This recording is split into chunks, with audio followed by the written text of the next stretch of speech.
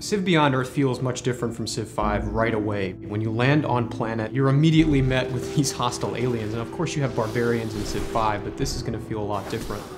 We're huge fans of both science and science fiction, so we wanted to make sure the game starts in a believable place. But it starts moving out very quickly and taking these little steps into the more fantastic. So for that, we looked, far and wide, especially the canon of classic sci-fi literature. There's really no shortage of great sci-fi material out there that we drew from.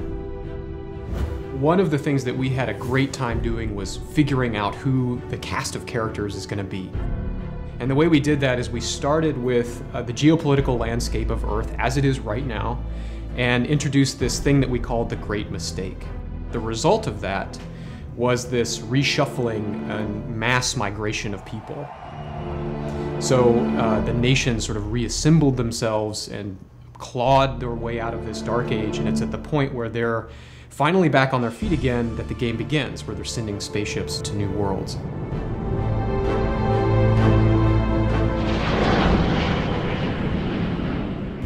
Their leaders represent this multicultural mixing that happens. So a lot of them speak a mixture of languages. For example, the American Reclamation Corporation. How may the corporation serve you? The sponsor that you can pick for that, Suzanne Fielding, speaks a combination of Spanish and English sort of interchangeably.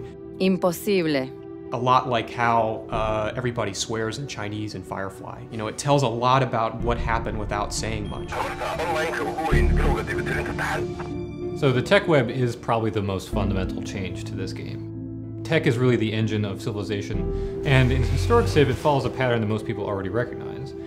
But in this game, you're moving forward into an uncertain future, which has technologies that we obviously haven't invented yet. So we wanted to make a structure that would let the player play exploratively and kind of discover along the way what technologies were going to be useful or advantageous or just interesting to them. And the tech web is so big that you will not get all the technologies in the course of any one game, which is another departure from historic Civ. But then you start again and end up with a completely different blend that makes your game more exploratory and also more replayable. The Orbital Layer is a really exciting addition to Civilization. The ground is always the star of the show, and the Orbital Layer is there to reinforce that drama that's going on underneath. So when you land on the planet almost right away, you can go back into the orbit around it and put up tactical or economic or research satellites that are going to augment or change up the situation on the ground. So, defend yourself from invasion or make your cities into economic powerhouses or spy on your neighbors and steal things from them. That's just one of several sort of fundamentally new ways to play the game.